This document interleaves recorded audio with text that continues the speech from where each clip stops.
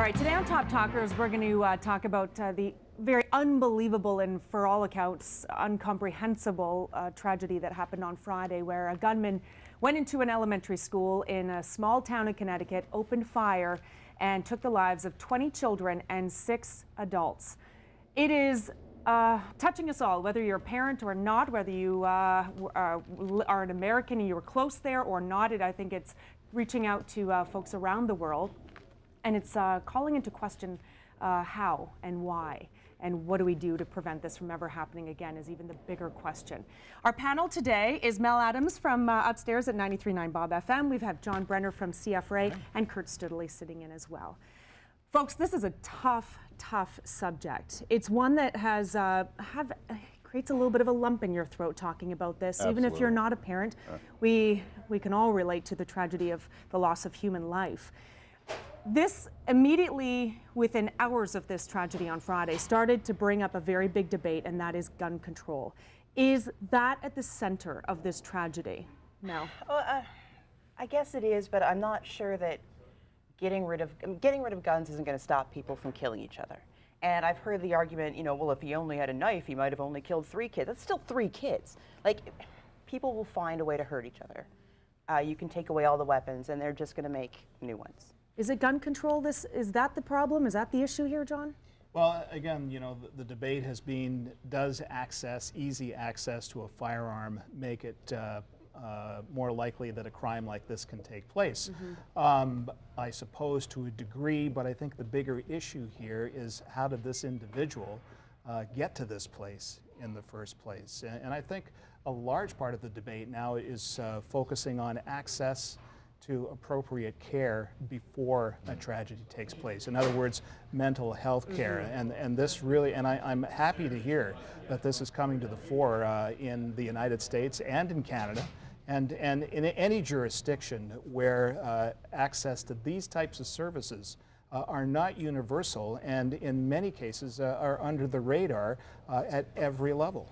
Kurt, we're learning more about Adam Lanza, the shooter in this case. We're learning that he also killed his mother before he went to the school, and that he had some mental health issues. She was raising him as a single mother, and friends of hers have been quoted in the media saying that she was struggling. He was getting harder. Yeah. So is mental health, should the debate shift towards access to mental health care? Well, it's interesting in the United States, things are a lot different when it comes to guns and accessibility and control and so on and so forth. So immediately, whenever there's a shooting in the United States, be it a mall in Oregon or at an elementary school in Connecticut, immediately the debate switches to gun control. We need to do more about gun control. You can talk about it all you want, but nothing is ever done about it because Americans are, you know, they're very exuberant, let's say, about their right to bear arms and what is the Fifth Amendment or the Second Amendment. Second Amendment.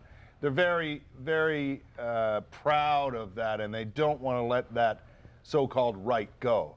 But the more this happens, don't you think, the more that erodes that right to bear arms, you know, to protect yourself. Obviously, there are guns.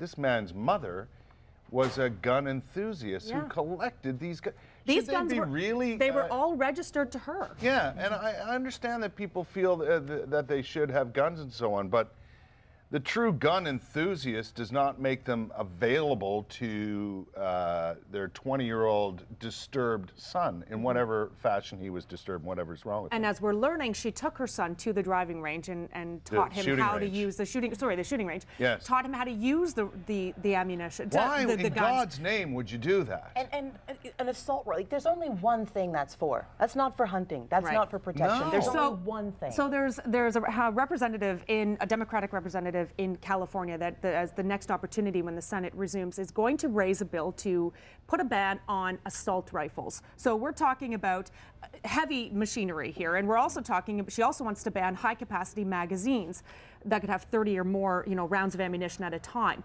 Will that make a difference, banning those assault rifles? Well, we had assault rifle ban. There was a ban on assault for rifles 10 years, and then it expired in 2004. That's right. And in a free market, in the freest market, the most open market in the world, America, no matter what you ban, there will always be someone to supply what is desired. That is part of the issue here, is that it doesn't matter what you put restrictions on.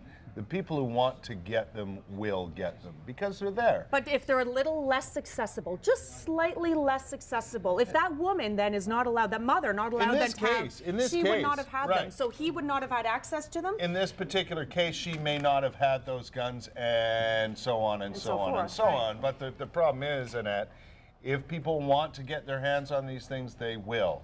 And the problem also exists that we're talking about a country of in excess of 300 million people here.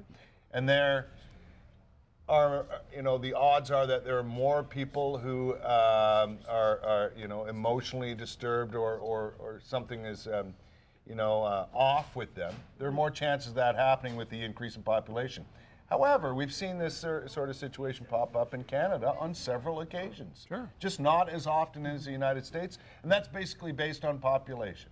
Actually, if you look at the per capita in the United States, is actually more rare than how much it's happened here. Yeah. And we're talking about some 33,000 gun-related deaths a year in the United States. I just wish there was a way, and I was watching some comments by psychologists and so on over the weekend and all day Friday and so on. Is there a way to determine